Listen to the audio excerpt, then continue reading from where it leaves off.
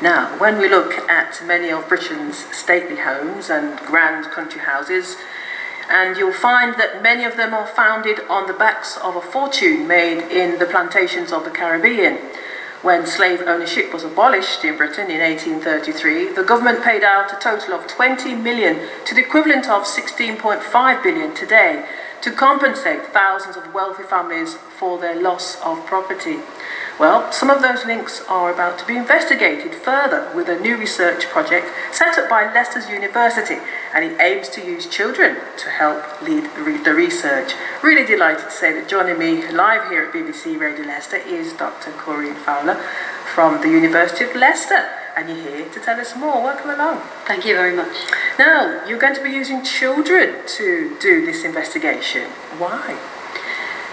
Well, I got the idea when I was walking through Birmingham New Street one time and I heard a child announcing a health and safety announcement. I thought, wouldn't it be really wonderful if all the announcements were made by children? And that was when I started thinking about projects and what would happen if you got children to lead this project. I think children ask different questions, their voices are more compelling, they come a bit from things that are a bit left field, and they've always got something interesting to ask, and they might ask new questions of the material. And the other thing is that I think that we need a new generation of advocates for Black British history, and in particular the Black British history of the countryside, which some historians, some specialist historians know about, but it's not very well known. In the general public doesn't realise that there are very long-standing Black histories of the countryside going right back to Hadrian's Wall, but we'll be focusing on the colonial period, British colonial period. And there's so much in the narrative of Black history, particularly Caribbean history. Where do you start, Corinne? Well, I think we start with the country houses, which have been identified by historians as having a Caribbean connection. We're also interested in East India Company connections, but it's quite complex because some houses have East India Company and Caribbean connections and connections with abolition as well. So we think that stories might be the way to go as well, getting children telling stories to, in a way, remember the lives of people who've been forgotten, people like Myrtilla, who is buried near Charlcote Park in the West Midlands, in a graveyard in Oxhill Churchyard in the family plot, and it says she's a slave girl, but we don't know much about her. And I think that there are these tantalising gaps in the historical record that it's really nice to fill as well. So maybe a biographical approach might be a starting point in terms of the people behind the stories. Yeah, I think some of the figures are better known about than others. So you've got Kenwood House and you've got figures like Dido Bell, and historians, local historians, have found out loads and loads about her. First they thought she was a servant girl. They found her in a painting, but then when they investigated they found she was part of the family, and that she was the daughter of an enslaved woman who was brought over by a captain in the British Navy, and she ended up living with Lord Chief Justice Mansfield. So we know a lot about her, but then there are these figures that are less known about, sometimes a black child who might appear at the edge of a painting looking like they're wearing a slave collar. There's one of those in Charlcote House. And then there's figures like Myrtilla. We have the gravestone, she's in the family plot. It seems like she was important to the family, but we don't know much about her. So we've got varying degrees of knowledge, and maybe the children will discover something new by asking new questions of the material. And I imagine other people listening will be glad to hear that it's the people who were very much part of the slavery or enslavement that they want to hear, not to be glorifying the owners of these homes, or will that happen anyway?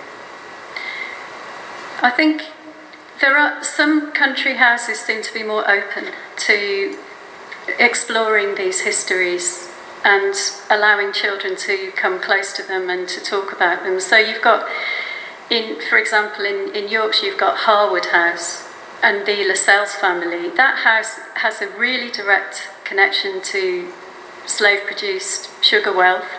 That house was built with that money, with the profits of that money, and the family is always keen to talk about it.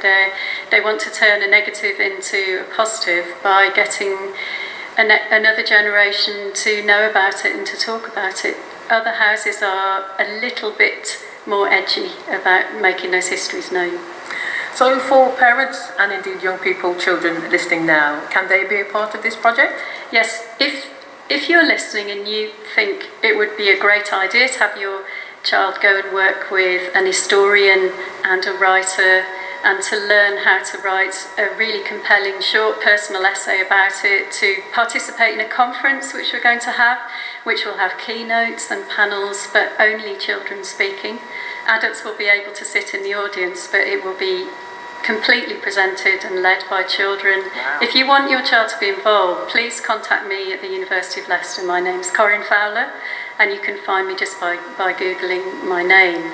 If you would like your school to be involved, tell your child's teacher about it, ask them, and they can join in. We just need to, at the moment we're crowdfunding the first phase because I want to show that this project is needed and wanted. And I really think it is. I think it's time to talk about country houses, colonial connections. How can then they respond? They're listening to you now, they really want to be a part of it. Who do they get in touch with? Well, they can get in touch with me at the University of Leicester, Corinne Fowler, or they can go to read more about it by just Google Just Giving and Colonial Countryside, and that should bring up the information about the crowdfunding, the first phase of the project, and which houses are involved. And you just speak to your head teachers about it, or your teachers. And it will be for Leicester children, young people. So this is a national project, but it's based in and led by Leicester and children in Leicester. So the conference will take place at the University of Leicester. There'll be 100 children participating all in all, and potentially more if we raise a lot of money on the crowdfunding. Fantastic. And what age? Age 10. We chose age 10 because we feel that they're not too cynical yet. They're still open, they're still collaborative, they still work together, and they're very open-minded. And we hope that it will have a lasting impression on them, that they will think of themselves as leaders, as thought leaders, as the next generation of historians, or just advocates for that history. And even if they then go and disappear into that cynical secondary school phase, that it will have such an impression on them that they'll come back to it later on when they reach their late teenage years. And it's a really good way of teaching young people, children and young people, about that side of history, because you will know there's lots of campaigns and discussions about bringing more black history into the school curriculum, so education curriculum. So well done you. Yeah, well, I mean, all I want to say is it's a shared history. It should be mainstreamed. 1 in 6 of these country houses has a colonial connection, and it's important that we recognise this as our shared British history.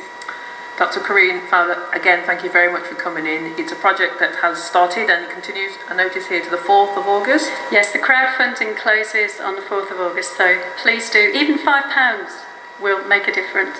Okay, all right. And to get in touch, you have said to get in touch by go to crowdfunding, and that just go to Just Giving and then put in Colonial Countryside. Got it. Thank you so much for coming and sharing those details with us. Thank you.